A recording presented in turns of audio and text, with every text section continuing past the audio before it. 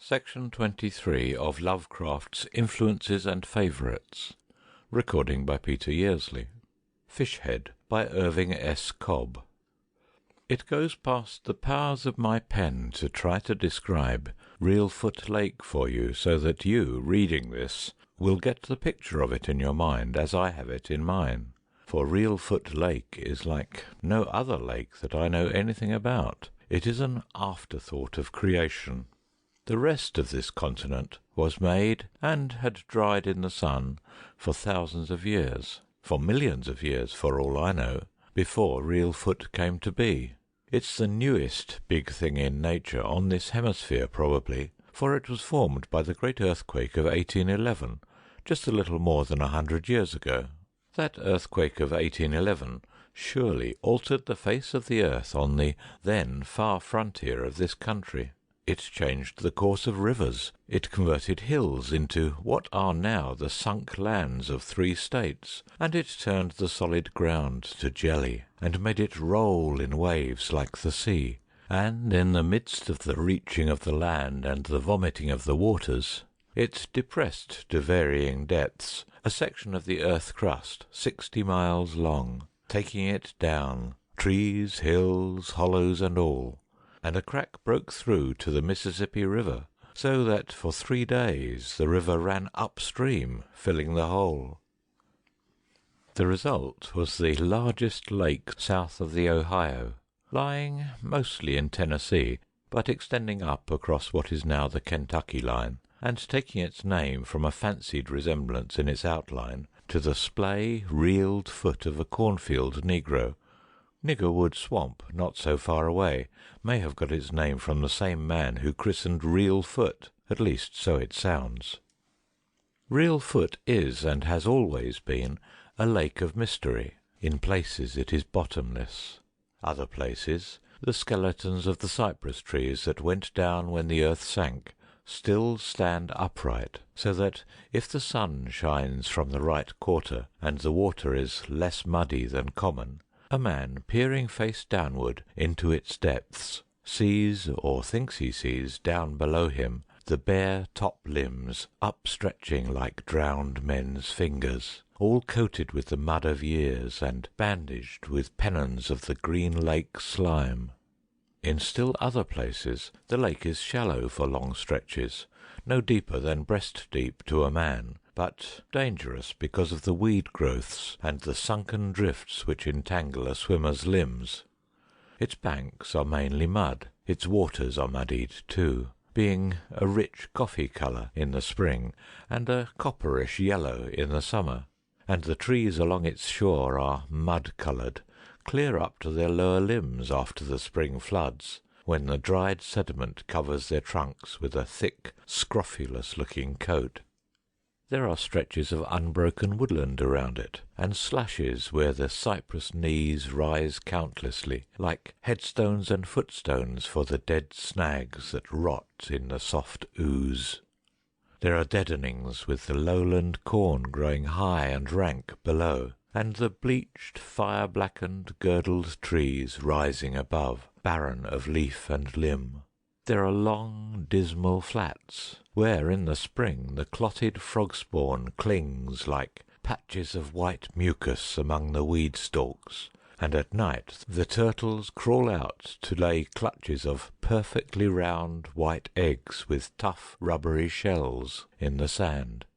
There are bayous leading off to nowhere, and sloughs that wind aimlessly like great blind worms, to finally join the big river that rolls its semi-liquid torrents a few miles to the westward, to finally join the big river that rolls its semi-liquid torrents a few miles to the westward.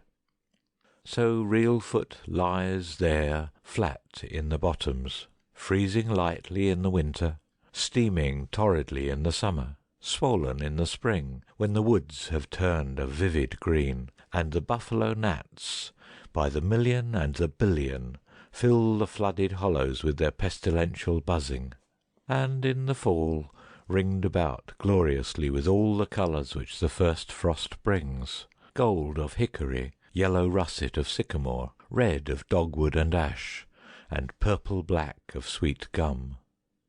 But the Reelfoot country has its uses. It is the best game and fish country, natural or artificial, that is left in the south today. In their appointed seasons the duck and the geese flock in, and even semi-tropical birds like the brown pelican and the Florida snakebird have been known to come there to nest. Pigs, gone back to wildness, range the ridges, each razor-backed drove captained by a gaunt, savage, slab-sided old boar. By night the bullfrogs, inconceivably big and tremendously vocal, bellow under the banks. It is a wonderful place for fish, bass and crappie and perch and the snouted buffalo fish. How these edible sorts live to spawn, and how their spawn, in turn, live to spawn again, is a marvel, seeing how many of the big fish-eating cannibal fish there are in Reelfoot. Here, bigger than anywhere else, you find the garfish, all bones and appetite and horny plates, with a snout like an alligator. The nearest link, naturalists say, between the animal life of today and the animal life of the reptilian period. The shovel-nosed cat, really a deformed kind of freshwater sturgeon, with a great fan-shaped membranous plate jutting out from his nose like a bowsprit, jumps all day in the quiet places with mighty splashing sounds, as though a horse had fallen into the water. On every stranded log the huge snapping turtles lie on sunny days, in groups of 4 and 6, baking their shells black in the sun, with their little snaky heads raised watchfully, ready to slip noiselessly off at the first sound of oars grating in the rowlocks. But the biggest of them all are the catfish. These are monstrous creatures, these catfish of Reelfoot. Scaleless, slick things, with corpsey dead eyes, and poisonous fins like javelins, and long whiskers dangling from the sides of their cavernous heads. 6 and 7 feet long they grow to be, and to weigh 200 pounds or more, and they have mouths wide enough to take in a man's foot or a man's fist, and strong enough to break any hook save the strongest, and greedy enough to eat anything, living or dead or putrid, that the horny jaws can master. Oh, but they are wicked things, and they tell wicked tales of them down there. They call them man-eaters, and compare them, in certain of their habits, to sharks. Fishhead was of a piece with this setting. He fitted into it as an acorn fits its cup. All his life he had lived on Reelfoot, always in the one place, at the mouth of a certain slough. He had been born there, of a negro father and a half-breed Indian mother, both of them now dead.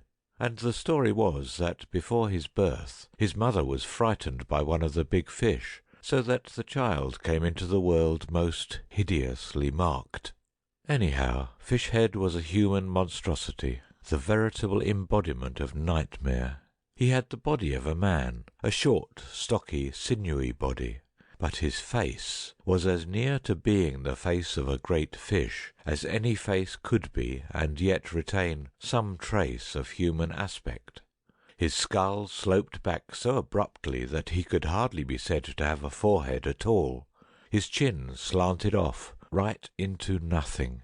His eyes were small and round, with shallow, glazed, pale yellow pupils, and they were set wide apart in his head, and they were unwinking and staring like a fish's eyes.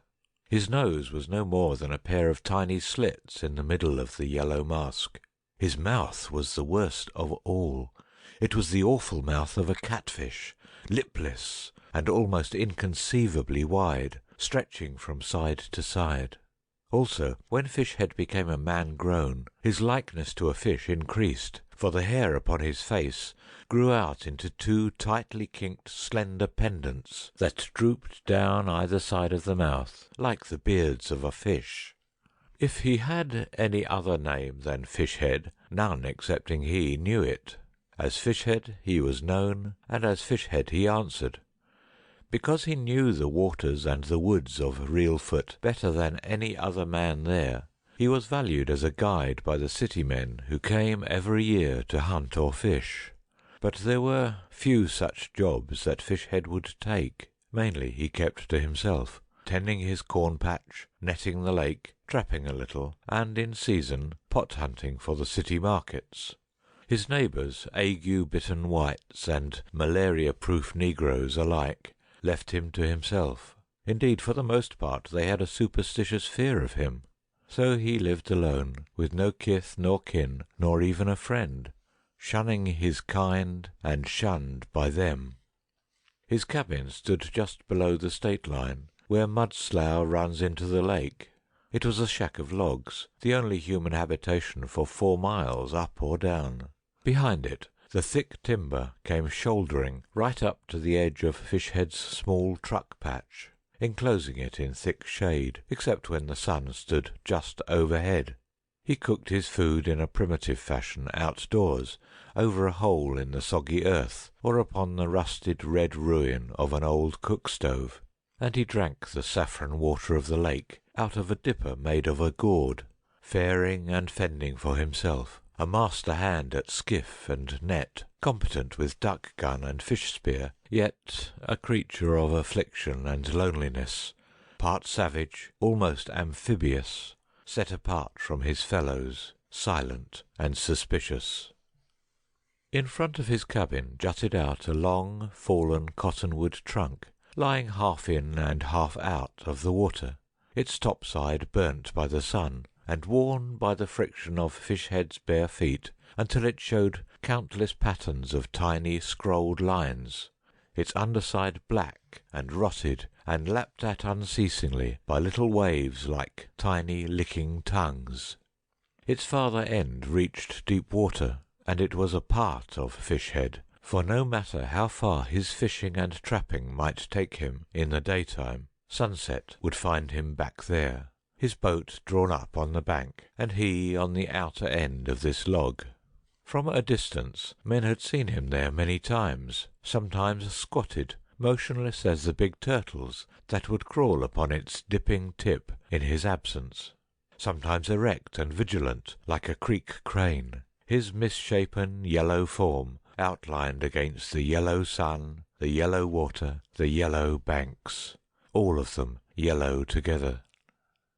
If the real footers shunned Fishhead by day, they feared him by night, and avoided him as a plague, dreading even the chance of a casual meeting, for there were ugly stories about Fishhead, stories which all the negroes and some of the whites believed. They said that a cry which had been heard just before dusk and just after, skittering across the darkened waters, was his calling cry to the big cats, and at his bidding they came trooping in, and that in their company he swam in the lake on moonlight nights, sporting with them, diving with them, even feeding with them on what manner of unclean things they fed. The cry had been heard many times, that much was certain, and it was certain also that the big fish were noticeably thick at the mouth of Fishhead's slough. No native reel-footer, white or black, would willingly wet a leg or an arm there. Here Fishhead had lived, and here he was going to die. The Baxters were going to kill him, and this day in midsummer was to be the time of the killing. The 2 Baxters, Jake and Joel, were coming in their dugout to do it. This murder had been a long time in the making. The Baxters had to brew their hate over a slow fire for months before it reached the pitch of action. They were poor whites, poor in everything, repute and worldly goods, and standing. A pair of fever-ridden squatters who lived on whiskey and tobacco when they could get it, and on fish and cornbread when they couldn't. The feud itself was of months' standing. Meeting Fishhead one day in the spring on the spindly scaffolding of the skiff landing at Walnut Log, and being themselves far overtaken in liquor, and vainglorious with a bogus alcoholic substitute for courage, the brothers had accused him, wantonly and without proof, of running their trot line and stripping it of the hooked catch, an unforgivable sin among the water-dwellers and the shanty-boaters of the south. Seeing that he bore this accusation in silence, only eyeing them steadfastly, they had been emboldened then to slap his face, whereupon he turned and gave them both the beating of their lives, bloodying their noses and bruising their lips with hard blows against their front teeth, and finally leaving them mauled and prone in the dirt. Moreover, in the onlookers, a sense of the everlasting fitness of things had triumphed over race prejudice, and allowed them, two free-born sovereign whites, to be licked by a nigger. Therefore they were going to get the nigger. The whole thing had been planned out amply. They were going to kill him on his log at sundown. There would be no witnesses to see it, no retribution to follow after it. The very ease of the undertaking made them forget even their inborn fear of the place of Fishhead's habitation. For more than an hour now they had been coming from their shack across a deeply indented arm of the lake. Their dugout, fashioned by fire and adze and draw-knife from the bole of a gum tree, moved through the water as noiselessly as a swimming mallard, leaving behind it a long wavy trail on the stilled waters. Jake, the better oarsman, sat flat in the stern of the round-bottomed craft, paddling with quick, splashless strokes. Joel, the better shot, was squatted forward. There was a heavy, rusted duck gun between his knees. Though their spying upon the victim had made them certain sure he would not be about the shore for hours, a doubled sense of caution led them to hug closely the weedy banks. They slid along the shore like shadows, moving so swiftly and in such silence that the watchful mud turtles barely turned their snaky heads as they passed. So, a full hour before the time, they came slipping around the mouth of the slough, and made for a natural ambuscade which the mixed breed had left within a stone's jerk of his cabin, to his own undoing. Where the slough's flow joined deeper water, a partly uprooted tree was stretched, prone from shore, at the top still thick and green with leaves that drew nourishment from the earth in which the half-uncovered roots yet held, and twined about with an exuberance of trumpet vines and wild foxgrapes. All about was a huddle of drift, last year's cornstalks, shreddy strips of bark, chunks of rotted weed, all the riffle and dunnage of a quiet eddy. Straight into this green clump glided the dugout, and swung broadside on against the protecting trunk of the tree, hidden from the inner side by the intervening curtains of rank growth, just as the Baxters had intended it should be hidden when, days before in their scouting, they marked this masked place of waiting, and included it then and there in the scope of their plans.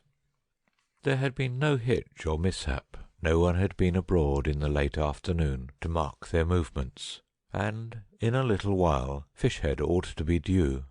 Jake's woodman's eye followed the downward swing of the sun speculatively.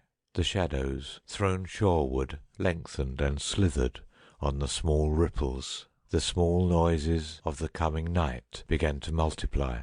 The green-bodied flies went away, and big mosquitoes with speckled grey legs came to take the places of the flies.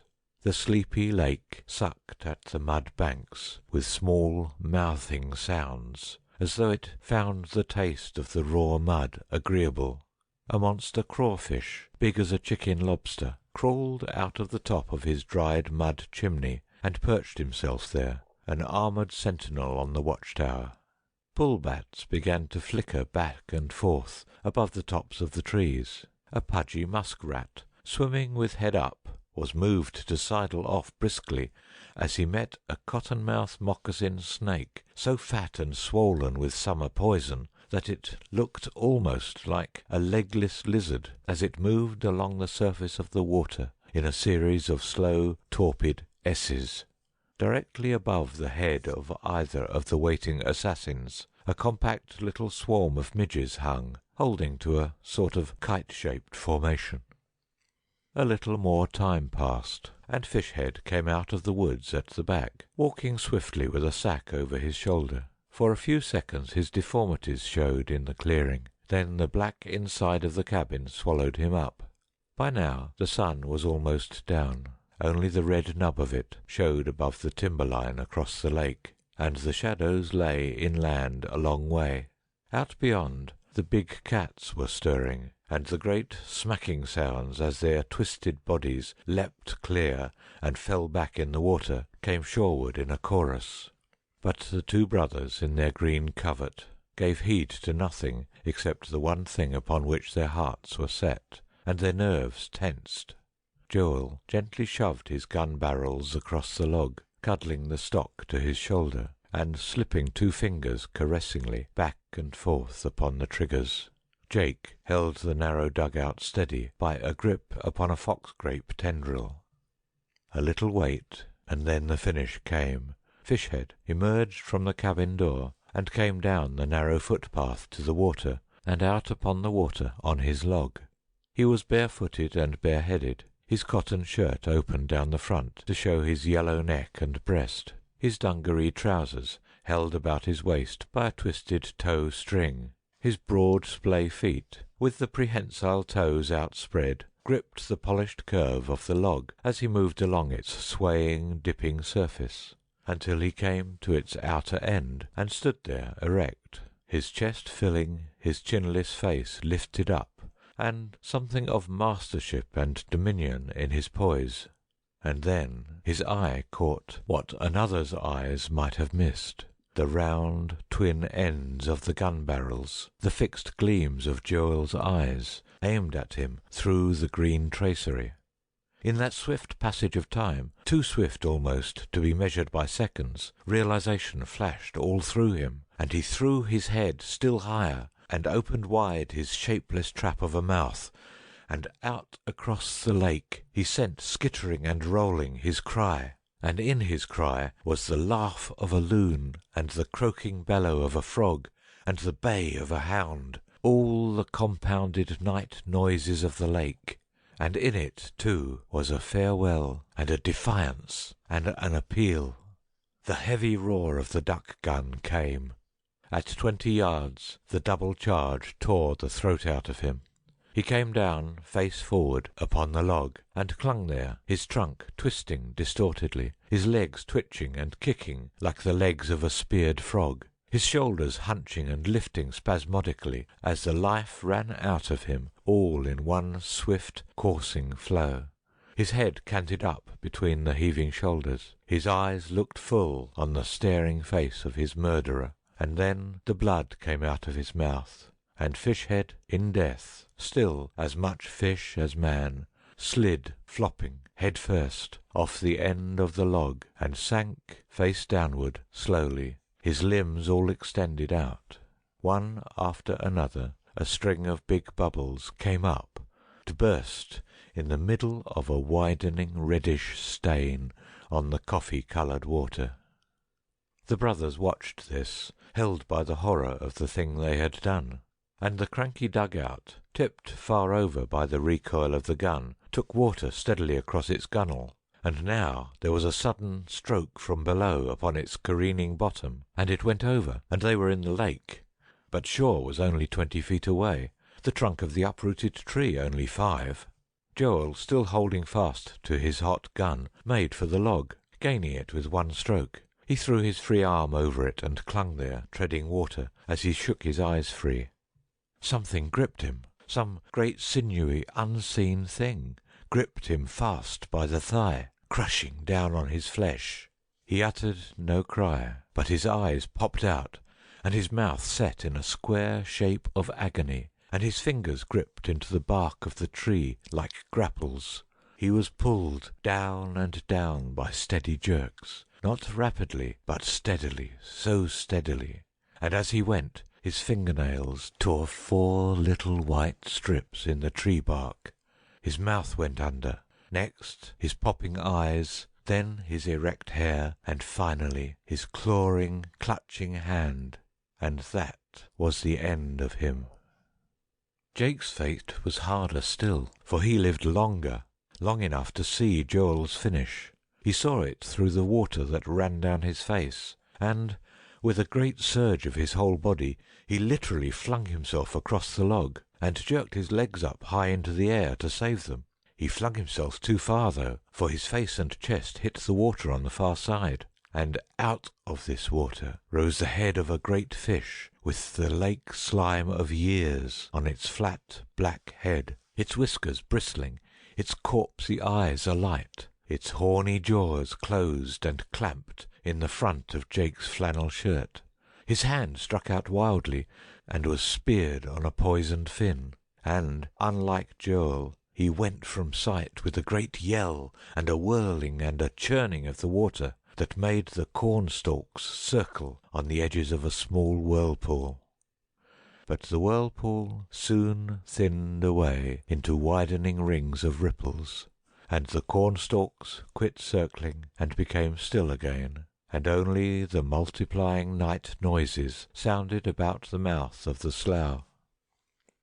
The bodies of all three came ashore on the same day near the same place. Except for the gaping gunshot wound where the neck met the chest, Fishhead's body was unmarked.